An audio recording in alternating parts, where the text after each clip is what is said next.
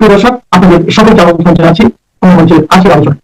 পশ্চিমবঙ্গ তথা বাংলা প্রদেশের সাম্প্রতিক বিধানসভা নির্বাচনে পরাজিত হবার পরে প্রায় 1 মাস পরে তিনি রাজনৈতিক কর্মসূচিতে এসে মমতা ব্যানার্জি এমন একটি মন্তব্য করেছেন, নাম উল্লেখ না করেও যেটা আমরা ধরে নিচ্ছি যে বাংলাদেশের হাদি হত্যার ব্যাপারে একটি বিস্ফোরক মন্তব্য তিনি করেছেন। ঠিক একই সময়ে এই ওসমান হাদির ভাই শরীফ ওমর হাদি তিনি ফেসবুকে 2টো স্ট্যাটাস দিয়েছেন। এর ফলে এই হাদির হত্যাকাণ্ড নিয়ে আবার নতুন করে আলোচনা শুরু হয়েছে।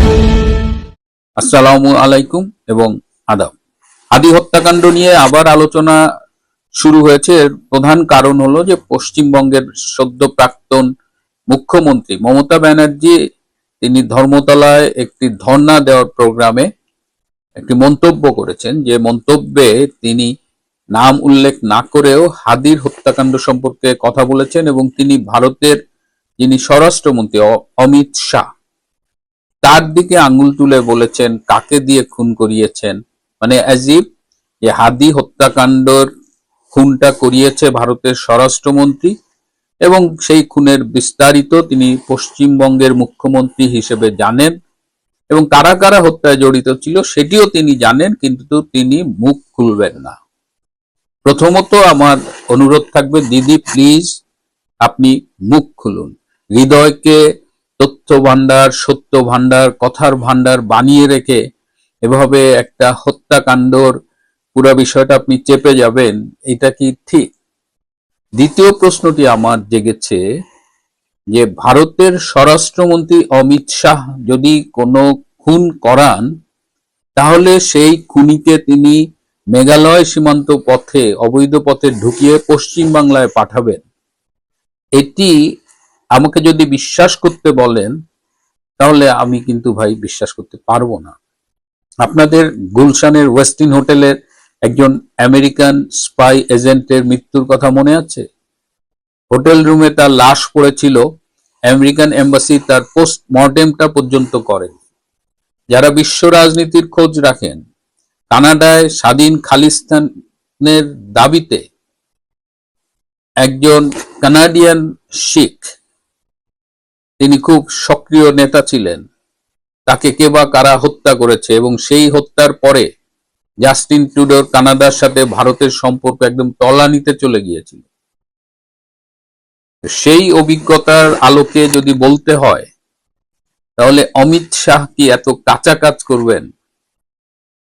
বরং যদি ওসমান হাদির ভাইয়ের স্ট্যাটাসটা দেখেন, এই যে শরীফ ওমর হাদি, তিনি বলেছেন যে জামাতে ইসলামের যে আমির তার একজন পিএস এই হাদি হত্যার ক্ষেত্র তৈরি করেছে এবং ঢাকা 8-এ হাদি যে নির্বাচন করতে চেয়েছিল সেখান থেকে তাকে সরিয়ে দেওয়ার চেষ্টা করেছে।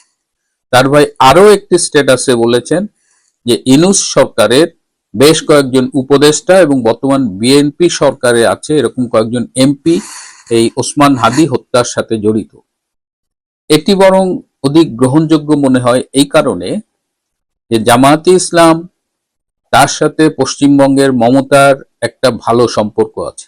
কদিন আগে আমি বলেছিলাম যে মমতা নিজে ডিপ স্টেটের এজেন্ট এবং তিনি এই রাজনীতির ইসলামকে যেভাবে ধারণ করেন এবং সেটাকে কেন্দ্র করে বলা যায় যে পরোক্ষ বা প্রত্যক্ষভাবে তিনি অনেক জঙ্গিদেরও লালন করেন এবং সেই হিসেবে শুধু ডিপ স্টেট না, আইএসআই এর সাথে যদি তার সম্পর্ক থাকে আমি অবাক হব না। সুতরাং জামাত, মমতা, আইএসআই, ডিপ স্টেট, ইউনূসের উপদেষ্টা এগুলো যদি মিলান তাহলে কিন্তু 2-এ 4 হয়ে যায়। হাদিকে গুলি করা হলো 12ই ডিসেম্বর 2025 শুক্রবার দিন। তারপরে তাকে চিকিৎসার জন্য সিঙ্গাপুরে পাঠানো হয়েছে। আসলে I wash being a doctor আমি বলতে পারি যে এই পাঠানোটা প্রয়োজনীয় ছিল না। তাকে এভার কেয়ারে বা ইভেন ঢাকা মেডিকেলেই ওই রোগীর ক্ষেত্রে যে চিকিৎসা দেওয়ার সেটা দেওয়া হয়েছিল এবং তাদের বাঁচার সম্ভাবনা খুবই ক্ষীণ এবং সেটাই হয়েছে। তো তারপর থেকে আজ পর্যন্ত সরকার তদন্ত করে খুনি বের করতে পারলো না। একবার চার্জশিট দিয়েছে, সেটা আবার বাদীপক্ষ নারাজি দিয়েছে আরো একটি প্রশ্ন উঠেছে, যেটা একটু বলি, যে যাদের খুনি বলা হচ্ছে ফয়সাল করিম মাসুদ এবং আলমগীর হোসেন, যারা ভারতে গ্রেপ্তার হয়েছে, এই ফয়সাল করিম মাসুদ তো ওসমান হাদির খুবই ঘনিষ্ঠ ছিল। বেশ কিছু ছবিতে দেখা গেছে তারা অফিসে একসাথে আড্ডা দিচ্ছে, নির্বাচনী প্রচারণায় একসাথে কাজ করছে। তাহলে এই ফয়সাল করিম মাসুদ খুনি হয় কি করে? অথবা এমনও হতে পারে যে ফয়সাল করিম মাসুদ কদিন আগে জেল থেকে বেরিয়েছে, তাকে এই হাদিকে হত্যার জন্য এই হাদির সাথে ফিট করা হয়েছে। কারা তাকে হাদির কাছে এনেছিল, এই প্রশ্নটি উঠেছে। এবং এই প্রশ্নটি ওঠার সময়, যখন এই প্রশ্নটি করা হয় হাদির ইনকিলাব মঞ্চের বর্তমান নেতা জুবায়ের এবং জুমাকে, তারা কিন্তু এই প্রশ্নের ঠিকমতো উত্তর দিতে পারেন না। হাদিকে হত্যার যে অভিযোগের কথা বলা হলো, জামাতের আমিরের পিএস, উপদেষ্টা, এমপি, আজকাল অভিযোগের আঙ্গুল কিন্তু এই জাবের এবং জুমার দিকেও উঠছে। এবং এই যে দেখেন মমতা দি এত কিছু বললেন, বাংলাদেশে ইনকিলাব মঞ্চের তো একেবারে অচল করে দেওয়ার কথা ছিল দেশ। তারা কি আজকে শাহবাগে গিয়েছেন? তারা কি বিশাল আন্দোলন গড়ে তুলেছেন? হাদি ছিল আসলে একটি রাজনৈতিক হত্যাকাণ্ড। হাদিকে রাজনৈতিক ফায়দা লোটার জন্য হত্যা করেছে। তাকে প্রথমে হত্যাযজ্ঞ করা হয়েছে, এই হত্যাযজ্ঞ করার পরে তাকে প্ল্যান অনুযায়ী খুন করা হয়েছে। আবার হাদি হত্যার পরে আমরা দেখলাম তার যে অভিযুক্ত খুনি ফয়সাল, সে দুবাইয়ের থেকে ভিডিও করেছে, বলছে সে দুবাইয়ে ছিল এবং সে দুবাইয়ে যে গেছে তার বোর্ডিং পাস পর্যন্ত দেখিয়েছে। তারা তাকে এই বোর্ডিং পাস করে দিয়েছিল যদি সে দুবাই না গিয়ে থাকে। সুতরাং তার হত্যাকাণ্ডের সাথে কিন্তু অনেক এজেন্সির নামও জড়িয়ে যাচ্ছে। এবং একটি এজেন্সির মহাপরিচালক দিল্লি গিয়েছিলেন এবং তিনি ফিরে আসার পরপরই এই কথিত 2 খুনি গ্রেপ্তার হলেন। আবার এও এখন বলা হচ্ছে যে এই কথিত 2 খুনি গ্রেপ্তার হওয়ার পরে বাংলাদেশ থেকেও নাকি ফোন গেছে, কিন্তু তাদের এই মুহূর্তে ফেরানোর দরকার নাই। সুতরাং হাদিকে খুন করা হয়েছে রাজনৈতিক ফায়দা লোটার জন্য এবং তারা সেক্ষেত্রে সফল। নইলে হাদির মতো একটা ছেলে যে অশালীন ভাষায় কথা বলেছে, বরিশালের অশালীন ভাষায় কথা বলেছে, ইউনিভার্সিটিতে পড়েছেন পলিটিক্যাল সায়েন্সে, আহামরি কোনো মেধার স্বাক্ষর আমরা পাই না, একটা বেসরকারি বিশ্ববিদ্যালয়ে বোধহয় শিক্ষকতা করতেন। তার একটা ইউটিউব আমি দেখেছি কন্টেন্ট, তিনি বিসিএস পরীক্ষার্থীদের ইংরেজি শেখাচ্ছেন। তিনি ইংরেজি যে শেখাচ্ছেন সেই ইংরেজিটা ভুল, তিনি ভুল ইংরেজি শেখাচ্ছেন বিইং এ টিচার। তো এই হাদিকে মহিমান্বিত করে তাকে এইভাবে রাজনীতিতে এনে খুন করে আবার তার বেনিফিট নিলেন কারা? এবং 2 বাংলায় যে সব রসুনের এক জায়গায় গোড়া, তো 2 বাংলায় যাদের গোড়া এক জায়গায়, এদিকে জামাত ওদিকে মমতা দি, তারা আজকে আবার নতুন নাটক শুরু করেছে। আবার হাদিকে কেন্দ্র করে তার পরিবারের মধ্যেও কিন্তু একটা টানাপোড়েন ছিল। হাদি হত্যার পরে রাষ্ট্র অনেক টাকা দিয়েছে, হাদির বোনকে দিয়েছে, ভাইকে চাকরি দিয়েছে, বিশাল জব। তো তার ভাই তো এই পদে চাকরি পাওয়ার মতো লোক না। আবার তার বউ, তাদেরও টাকা দিয়েছে, আবার বউকে ফ্ল্যাট দেয় নাই, বোনকে দিয়েছে। এরকম পরিবারের মধ্যেও কিন্তু কি পেলাম কি পেলাম না নিয়ে একটা টানাপোড়েন আছে। তো এই মুহূর্তে এই অবস্থায় মমতাদির উচিত বলা যে তিনি কি জানেন কারা এই খুনের সাথে জড়িত, নাকি তিনি বাংলাদেশের রাজনীতির মতো এখন পশ্চিমবঙ্গে হাদি কার্ড খেলা শুরু করছেন। কারণ তার দল তো, যদি ভুল না জেনে থাকি, অলমোস্ট ভেঙেই গেছে বলা যায়। তার তৃণমূলের অধিকাংশ বিধায়ক আলাদা হয়ে তারা একটা আলাদা ফ্র্যাকশন করছে, আলাদা দল করতেছে, এমনকি তৃণমূলের ঘাসফুল প্রতীকটাও তারা নিয়ে নিতে পারে। তো দিদি এখন আসলে ভীষণ বিপদে আছে। সেই বিপদ থেকে উদ্ধারের জন্য তিনি আমাদের দৃষ্টি অন্যদিকে প্রবাহিত করবার জন্য এমন কোন স্টেটমেন্ট করেছে কিনা সেটাও আমাদের ভাবতে হবে। তবে দিদির উচিত এই হাদির বিষয়ে ঝেড়ে কাশা। প্রিয় বন্ধুরা, আজ এ পর্যন্তই। ভালো থাকবেন, সুস্থ থাকবেন, তার চেয়েও জরুরি হলো নিরাপদে থাকবেন। আসসালামু আলাইকুম ওয়া রাহমাতুল্লাহি।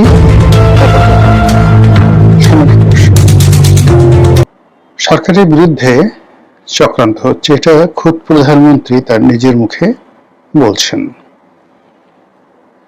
সরকার যে সময়টি পার করছে সেটি যে খুব সহজ নয়।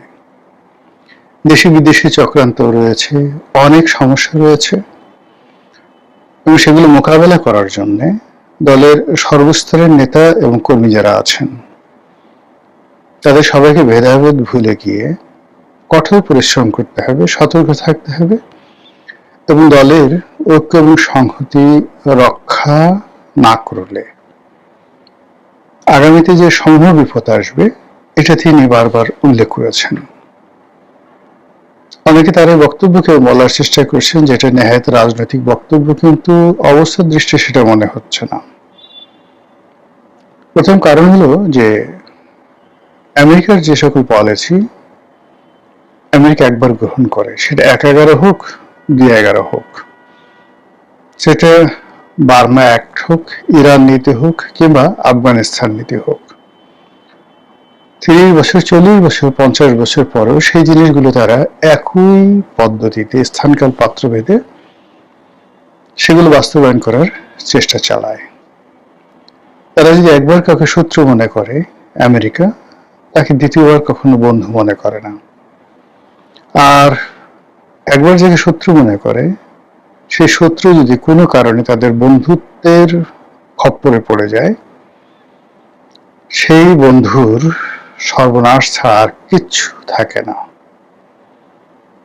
বাংলাদেশের এই মুহূর্তে রাজনীতির যে রূঢ় বাস্তবতা, সেটি হলো ডক্টর মোহাম্মদ ইউনূসের সরকার আমেরিকা ব্যাকড সরকার, এবং এই সরকারকে বলা হতো ১/১১ একটা এক্সটেন্ডেড ভার্সন।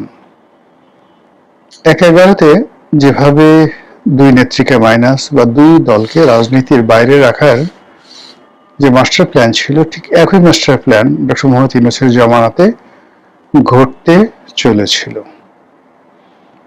কিন্তু বিগত ১/১১ সরকার অর্থাৎ মঈনুদ্দিন ফখরুদ্দিনের সরকার যে কারণে ব্যর্থ হয়েছিল, তার চেয়ে আরো অতিরিক্ত ১০-১২টি কারণ ইউনূস সরকারের সামনে এসে এমনভাবে তাদের উপর বোঝা হয়ে দাঁড়ায়, সরকারের পক্ষে আসলে নিঃশ্বাস নেওয়া সম্ভব ছিল না। ফলে ধরে নেওয়া হয় দেশি বিদেশি বিভিন্ন ব্যক্তির মধ্যস্থতায় একটি রাজনৈতিক সমাধানের অংশ হিসেবে বিএনপি এবং জামাত, এনসিপি, তাদের কাছে মূলত ক্ষমতা হস্তান্তর করা হয়। আর এই ক্ষমতা হস্তান্তর করার জন্য ইলেকশন নামক যে আনুষ্ঠানিকতা, সেটা কিভাবে হয়েছে তা এখন পার্লামেন্টের মধ্যেই খোদ পার্লামেন্ট সংসদ সদস্য যারা আছেন তারা আলোচনা করে একে অপরকে দোষারোপ করে বলছেন যে এটা আমি এবং মামুদের সরকার, আমি এবং মামুদের সংসদ। অল্প কয়েকদিন গেছে, মাত্র ১০০ দিন, কিন্তু এর মধ্যে সমাজের যারা দায়িত্ববান ব্যক্তি তারা অনেকে বলার চেষ্টা করছেন যে দেশে কার্যত কোনো বিরোধী দল নেই। এখানে যা কিছু হচ্ছে রাজপথে এবং সংসদে, সেটি স্বার্থের সংঘাত। একে অপরকে ভয় দেখিয়ে এবং একে অপরকে জিম্মি করে কে কতটা স্বার্থ আদায় করতে পারে, এর বাইরে দেশ জাতি নিয়ে কারো কোনো মাথা ব্যথা আছে, হাম নিয়ে মাথা ব্যথা আছে, কিংবা মার্কিন গোলামী চুক্তি নিয়ে কোনো মাথা ব্যথা আছে, এইরকম কোনো লক্ষণ আমরা সংসদের ভিতরে এবং বাইরে, সরকারে এবং রাজপথে কোথাও দেখতে পাচ্ছি না। বিএনপি এবং জামাত, এনসিপি উভয় পক্ষ, মানে ত্রিপক্ষ, তারা সবাই মিলে একে অপরকে ভয় দেখাচ্ছে মূলত শেখ হাসিনার আগমন, আওয়ামী লীগের প্রত্যাবর্তন ইত্যাদি বিষয় নিয়ে, এবং তারা সবাই জানে যে তারা একে অপরের সঙ্গে খেলাধুলা করছে। এর মধ্যে দেশ চলছে দেশের মতো করে, আর রাজনীতিবিদরা যে যার মতো করে চলে যাচ্ছে, কিন্তু কোনো একটা জায়গাতে গিয়ে ধারাবাহিকতা লক্ষ্য করা যাচ্ছে না, যেটাকে বলা হয় কনসিস্টেন্সি। এর ফলে কর্মসংস্থান, আইন শৃঙ্খলা উন্নতি, চাঁদাবাজি বন্ধ, কর্মসংস্থান, মানুষের মনে প্রশান্তি, স্বস্তি এবং রাষ্ট্রীয় কর্মে যারা সরকারি কর্মকর্তা কর্মচারী রয়েছেন তারা অন্তঃস্থল থেকে শ্রদ্ধা, ভালোবাসা এবং অর্ঘ্য নিয়ে অংশগ্রহণ করবেন, এরকম কোনো লক্ষণ আজকের দিন পর্যন্ত তৈরি হয়নি। এরই মধ্যে কতগুলো আজীব সমস্যা এবং অদ্ভুত সিঁদুরে মেঘ আমাদের রাজনীতির যে আকাশ, সে আকাশে দেখা দিয়েছে। হঠাৎ করে ১/১১ যিনি প্রধান ব্যক্তি জনাব ডক্টর ফখরুদ্দিন সাহেব, একসময় তিনি বিএনপির জমানাতে বাংলাদেশ ব্যাংকের গভর্নর ছিলেন, আর ১/১১ যে পুতুল সরকার, সেই পুতুল সরকার যেটি আমেরিকার সরকার ছিল, যেটি ভারতের সরকার ছিল, যেটি সেনাবাহিনীর সরকার ছিল, সেই সরকারের একজন পুতুল প্রধানমন্ত্রী ছিলেন। কথা কম বলেছেন, আর ওই জামানাতে, এখনকার জামানার চাইতে বা ডক্টর মোহাম্মদ ইউনূসের জামানার চাইতে, যারা পর্দার আড়ালে থেকে এই পুতুলকে অর্থাৎ মঈনুদ্দিন ফখরুদ্দিনকে যারা খেলেছেন, যারা তাদেরকে পরিচালনা করেছেন বা পুতুলের হাতে পায়ে রশি বেঁধে যারা তাদেরকে নাচিয়েছেন, তারা বর্তমান জামানার চেয়ে দক্ষ ছিলেন, অথবা আমরা যারা সাধারণ জনগণ আমরা বেকুব ছিলাম। ফলে কি হলো, বিগত ১/১১ সময় রাজনীতিবিদরা ভয় পেয়ে গিয়েছিলেন, সাধারণ মানুষ আইনের প্রতি শ্রদ্ধাশীল হয়ে পড়েছিলেন এবং অনেক কিছুর মধ্যে অনেক পরিবর্তন হয়েছিল কেবলমাত্র অর্থনৈতিক দুর্গতি ছাড়া। যাই হোক, সেই জনাব ফখরুদ্দিন সাহেব দীর্ঘদিন ধরে তিনি পর্দার আড়ালে ছিলেন এবং অলানে ছাড়েন।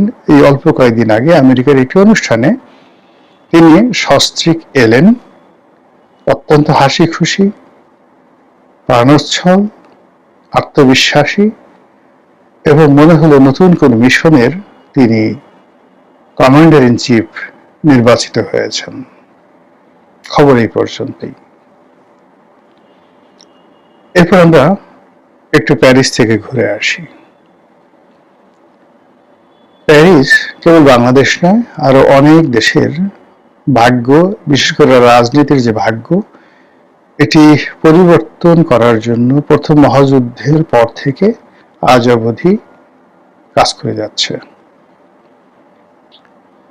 সিরিয়া, লেবানন, ইরাক, ফিলিস্তিন, জর্ডান, মিশর, মানে প্রথম মহাযুদ্ধে উসমানীয় খেলাফতের পতনের পর পুরো মধ্যপ্রাচ্যের যে মানচিত্র, সেই মানচিত্র মূলত এঁকে দিয়েছে ফ্রান্স। এরপর প্রথম মহাযুদ্ধ এবং দ্বিতীয় মহাযুদ্ধ পরবর্তী সময় পুরো উত্তর আফ্রিকা, দক্ষিণ আফ্রিকা, পশ্চিম আফ্রিকা, এই পুরো অঞ্চলে বেশিরভাগ এলাকা ফ্রান্সের কলোনি ছিল। এর বাইরে ইতালির কলোনি ছিল, বিশেষ করে লিবিয়া, অত্যন্ত গুরুত্বপূর্ণ এলাকা। তারপর ব্রিটিশ, ওলান্দাস, অনেকেরই কলোনি ছিল, স্পেনের কলোনি ছিল। কিন্তু এই পুরো এলাকাতে যে একটা শেফ আনা, এখানে ফ্রান্স গুরুত্বপূর্ণ ভূমিকা পালন করেছে। মধ্যপ্রাচ্যে ইহুদি রাষ্ট্র গঠন করা, ইরানে আয়াতুল্লাহ খোমেনিকে ফেরত পাঠানো, সুয়েজ ক্যানাল তৈরি করা এবং এই সুয়েজ ক্যানাল নিয়ে যুদ্ধ করা এবং সেটিকে আবার মিশরের সরকারের কাছে ফেরত দেওয়া, সব কিছু নাটকের গুরু ফ্রান্স। এই ফ্রান্সে এখন ডক্টর মোহাম্মদ ইউনূস আছেন এবং তিনি সেই ফ্রান্স থেকে এসে বাংলাদেশের ক্ষমতা গ্রহণ করেছিলেন। এই সময়টাতে তার ফ্রান্স গমন, তার তৎপরতা এবং তার খুব অতিমাত্রার আত্মবিশ্বাসী, হাসি খুশি অভিব্যক্তি, সবকিছু মিলিয়ে মনে হচ্ছে তিনি আবার নতুন করে কোনো মিশনের দায়িত্ব পেতে যাচ্ছেন। What ever maybe. গেল দৃশ্যপট 2। দৃশ্যপট 3, শেখ হাসিনা হঠাৎ করে বাংলাদেশে চলে আসবেন, একেবারে ডেট দিয়ে, দুটো ডেট, 6 মাসের মধ্যে আসবেন, আগস্টের মধ্যে আসবেন। আওয়ামী লীগের কমিটি গঠন হচ্ছে, ছাত্রলীগের কমিটি ইতিমধ্যে গঠিত হয়ে গেছে। ঢাকার রাজপথে, চট্টগ্রামের রাজপথে, বরিশাল, বিভিন্ন এলাকাতে বিচ্ছিন্নভাবে ছাত্রলীগ আওয়ামী লীগ মিছিল মিটিং করে যাচ্ছে। আওয়ামী লীগের যে সকল সাইবার টিম রয়েছেন, যারা অনলাইনে দলের পক্ষে প্রচারণা চালান, তারা ডক্টর মোহাম্মদ ইউনূস এবং তারেক রহমান এই দুজনকে একই সারিতে বসিয়ে এবং আমেরিকা বিরোধী প্রচার করে পুরো একটা সাংস্কৃতিক বিপ্লব ঘটিয়ে দিয়েছে। অসংখ্য গান, অসংখ্য কবিতা, অসংখ্য ছোট ছোট ছোট ছোট ভিডিও ক্লিপ, তারপর অসংখ্য টিকটক। এর বাইরে আওয়ামী লীগের যে সকল নেতারা কথা বলতে পারেন, তাদের নানা রকম বক্তৃতা এবং বিবৃতি, এগুলো করে শেখ হাসিনা যে বাংলাদেশের জন্য খুবই অপরিহার্য, শেখের বেটি আসবে, দেয়ালে দেয়ালে লিখে দে, এবং শেখ হাসিনাকে উদ্দেশ্য করে অসাধারণ কতগুলো গান রচিত হয়েছে যে আপনি রাগ করবেন না, অভিমান করবেন না, আপনি বাংলাদেশে না এলে আমাদের এই দেশ বাঁচবে না, আপনার হাতে এই দেশ নিরাপদ। এই ধরনের প্রচার এবং প্রপাগান্ডা একেবারে ধুমছে দিদাসছে ইন্টারনেটে এমন ভাবে চলছে, ইন্টারনেট খোলার সঙ্গে সঙ্গে মনে হচ্ছে যে সেখানে আওয়ামীময় একটা জগৎ, এর বাইরে অন্য কোনো জগৎ নেই। ফলে এই ব্যাপক প্রচারণার কারণে মানুষের মধ্যে আওয়ামী লীগ সম্পর্কে যে বিষক্রিয়া ছিল, শেখ হাসিনা কখনো ফিরে আসতে পারবে না, আওয়ামী লীগ কখনো ফিরে আসতে পারবে না, এই পুরো জিনিসটি নিউট্রালাইজ হয়ে গেছে। এবার ঢাকা রাজপথে আসুন। ঢাকা রাজপথে আজকে যে ভিডিওটি করছি, আজকে অফিস খোলার প্রথম দিন, সোমবার, এবং জুন মাসের 1 তারিখ। আজকের এই দিনটিতে ইসলামী ব্যাংক দখল করা নিয়ে ইসলামী ব্যাংকের গ্রাহকদের পরিচয়ে জামাতের হাজার হাজার নেতাকর্মী মতিঝিল ইসলামী ব্যাংকের হেড অফিসের সামনে প্রতিবাদ জানাচ্ছিল ব্যাংকটিতে যে নতুন চেয়ারম্যান নিয়োগ করা হয়েছে তাকে বাদ দেওয়ার জন্য। পুলিশ বেধড়ক পিটিয়েছে এবং জলকামান ব্যবহার করে তাদেরকে সেখান থেকে তাড়িয়ে দিয়েছে।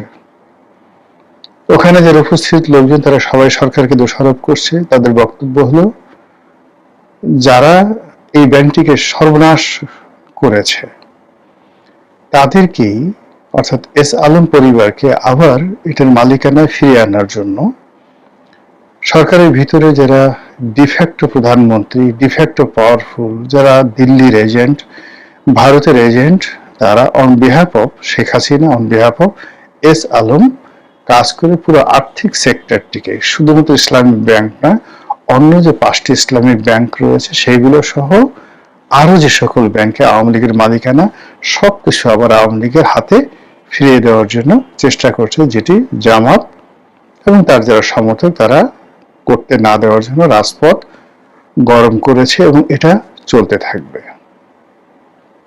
এরপরে যান জঙ্গল সালিমপুরে।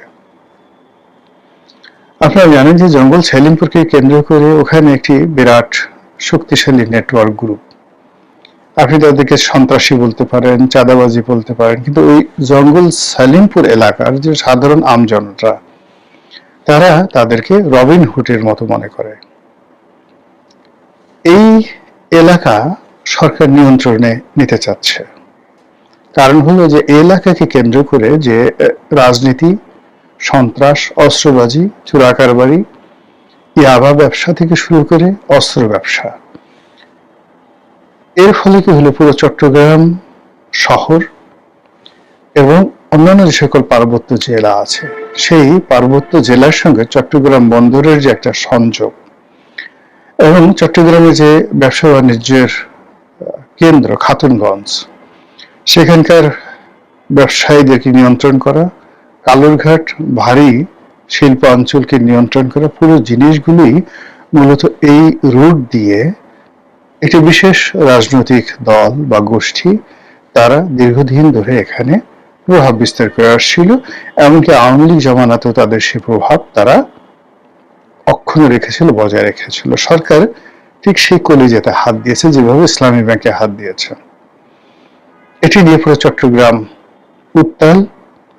এর সঙ্গে পাহাড়ি জনগোষ্ঠী, পাহাড়ি বিভিন্ন সংগঠনের নেতৃবৃন্দ এবং একই সঙ্গে রোহিঙ্গা আরসা, তাদের মধ্যে অস্থিরতা দেখা দিয়েছে। স্বরাষ্ট্রমন্ত্রী, পুলিশ, সেনাবাহিনী, বিজিবি তারা সর্বোচ্চ চেষ্টা করছে জঙ্গল সালিমপুরে রাষ্ট্রের একক কর্তৃত্ব প্রতিষ্ঠা করার জন্য। দরকার হলে পুরো অঞ্চলটিকে ৩,০০০ একর জমি বা ৪,০০০ একর জমিকে সমতল ভূমি বানিয়ে সেখানে অনেক কিছু করা হবে। এটি নিয়ে ওই অঞ্চলে একটা খেলাধুলা চলছে। এরই মধ্যে সরকারের একজন মন্ত্রী, পার্বত্য বিষয়ক যিনি মন্ত্রী, তিনি পদত্যাগ করেছেন। স্বাস্থ্যগত কারণ দেখিয়েছেন, কিন্তু একটার পর একটা কনফিউশন কিন্তু তৈরি হয়ে গেছে।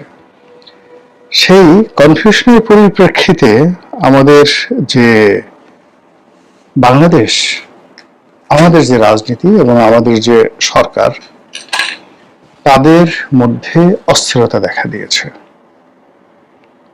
সাধারণ জনগণের মধ্যে অস্থিরতা দেখা দিয়েছে। আমরা কি আবার কোনো -2, -3 বা -4 প্রকল্পের অধীন পড়ে গেলাম? কিংবা আমেরিকা তাদের যে নতুন মিশন 002, এখানে অবাক করার ব্যাপার হলো অনেকগুলো ফেসবুক পেজ আছে, অনেকগুলো ব্লগ আছে, যেখানে 20 শব্দটি সবাই ব্যবহার করে। যেমন শেখ হাসিনা ফিরে আসবেন, শেখ হাসিনা প্রত্যাবর্তন 20, সরকারের পতন 20, ডক্টর মোহাম্মদ ইউনূসের ফিরে আসা 20, 1/11 20। এই জিনিসগুলো বিভিন্ন নামে বেনামে তৈরি করে পুরো সাইবার জগৎটিকে উত্তাল করে ফেলা হয়েছে। আর এই সময়টিতে রাজনীতির নামে, সংবাদপত্রের স্বাধীনতার নামে, তারপরে যাকে বলা হয় জনগণের অধিকারের নামে একটার পর একটা যে সকল ঘটনা ঘটে যাচ্ছে, যে সকল তথ্য সামনে চলে আসছে, যে সকল কনফিউশন তৈরি হয়ে যাচ্ছে, এটি একটি নবীন সরকারের জন্য স্বস্তিদায়ক নয়।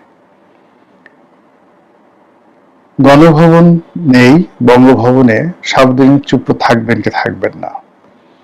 সামনে সেনাপ্রধান জেনারেল ওয়াকারুজ্জামানের মেয়াদ শেষ হতে চলেছে। কে হবে নতুন সেনাপ্রধান? এর মধ্যে আওয়ামী লীগ সরকারের যে সকল অলিগার ছিলেন, ব্যবসায়িক অলিগার, তারা অনেকে ফিরে এসেছেন। তাদেরকে পুনর্বাসিত করার জন্য নানা রকম প্যাকেজ ঘোষণা করা হয়েছে। ধারণা করা হয়ে থাকে যে এদের অনেকের সঙ্গে সরকারের যে সকল লোভী অংশ রয়েছে, সরকারের যে সকল ক্ষমতার বলয় রয়েছে, যারা ঘুষ দুর্নীতিতে আকণ্ঠ নিমজ্জিত, তাদের সঙ্গে এদের একটা লেনদেন, সমঝোতা, বোঝাপড়া হয়েছে। এর ফলে এই বিষয়াদি নিয়ে সংসদে যেটা বলা হচ্ছে আমি এবং মামুদের সংসদ, আমি এবং মামুদের যে সরকারের কথা বলা হচ্ছে, সমঝোতার সরকারের কথা বলা হচ্ছে, সেই জায়গাতে যে ফাটল দেখা দিয়েছে, যে ফাটলের প্রেক্ষিতে আমরা মতিঝিলকে গরম হতে দেখছি, জঙ্গল সালিমপুরকে গরম হতে দেখছি, কক্সবাজার পার্বত্য অঞ্চলকে গরম হতে দেখেছি, সেই গরমে যদি হঠাৎ করে ডক্টর মোহাম্মদ ইউনূস মঈনুদ্দিন, ফখরুদ্দিন কিংবা আরো কেউ নতুন কোনো নাম নিয়ে আপনারা আমার সামনে হাজির হন, আপনারা অবাক হতে পারেন, কিন্তু আমি অবাক হব না। মহান আল্লাহ আমাদের সবাইকে হেদায়েত দান করুন এবং হেফাজত করুন। আসসালামু আলাইকুম ওয়া রাহমাতুল্লাহি ওয়া বারাকাতুহু।